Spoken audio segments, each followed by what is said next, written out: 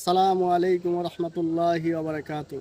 সম্মানিত প্রিয় ভাই ও বোনেরা, যে যেখান থেকে দেখতেছেন সকলকে আন্তরিক শুভেচ্ছা ও অভিনন্দন। তো ভাই, আমরা যে বিষয়টা নিয়ে এখন আলোচনা করব, বিষয়টা হলো হযরত হাসান বসরি রহমাতুল্লাহি আলাই।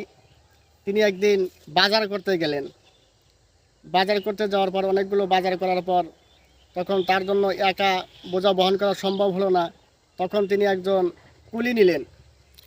যখন কুলির মাথার উপর বোঝা উঠিয়ে দিলেন, উঠিয়ে দেওয়ার পর বাড়ির দিকে হাঁটতে হাঁটতে আসতেছেন। আর কুলি প্রত্যেকটা সময়ে আলহামদুলিল্লাহ ও আস্তাগফিরুল্লাহ এই দুইটা শব্দ বলতেছে।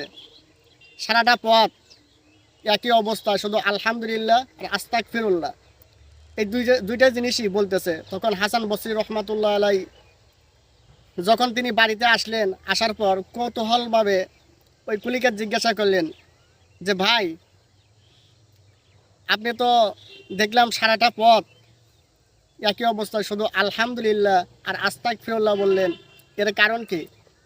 তখন ওই কুলি বলতেছে যে, ভাই, আসলে আল্লাহ পাক রব্বুল আলামিন আমাকে সন্তান সন্ততি পরিবার পরিজন দিয়েছেন। এই বিষয়ে আমি আল্লাহ পাক রব্বুল আলামিনের শুকর আদায় করি আলহামদুলিল্লাহ।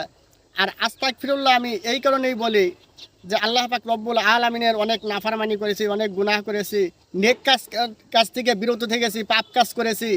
এজন্যই আমি আল্লাহ পাক রব্বুল আলামিনের কাছে আস্তাগফিরুল্লাহ পড়ি, যে যাতে করে আল্লাহ পাক রব্বুল আলামিনের যে সমস্ত সীমা লঙ্ঘন করেছি, গুনাহের কাজ করেছি, এর থেকে যেন আল্লাহ পাক রব্বুল আলামিন আমার মাফ করে দেন। এজন্যই আমি সবসময় আস্তাগফিরুল্লাহ পড়ি। তখন হাসান বসরি রহমাতুল্লাহ আশ্চর্য হয়ে বললেন যে, দেখো, আমরা সাধারণত এত বড় বুজুর্গ আলেম উলামা, অথচ আমরা এই সমস্ত বিষয়ে ভ্রুক্ষেপ করি না। একজন সাধারণ কুলি, সে কত বড় তার হিকমত, কত বড় তার আগ্রহ, যে সবসময়ের জন্য আল্লাহ পাক রব্বুল আলামিনের শুকর আদায় করে আল্লাহ পাক রব্বুল আলামিন।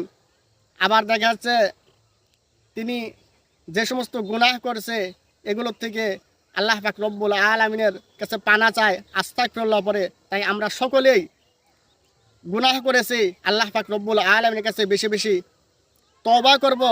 আর আল্লাহ পাক রব্বুল আলামিন আমাদেরকে যে সমস্ত নিয়ামত দিয়েছে, এর জন্য আমরা আল্লাহ পাক রব্বুল আলামিনের শুকর আদায় করব। আল্লাহ পাক রব্বুল আলামিন আমাদের সকলকে আমল করার তৌফিক দান করেন, আমিন।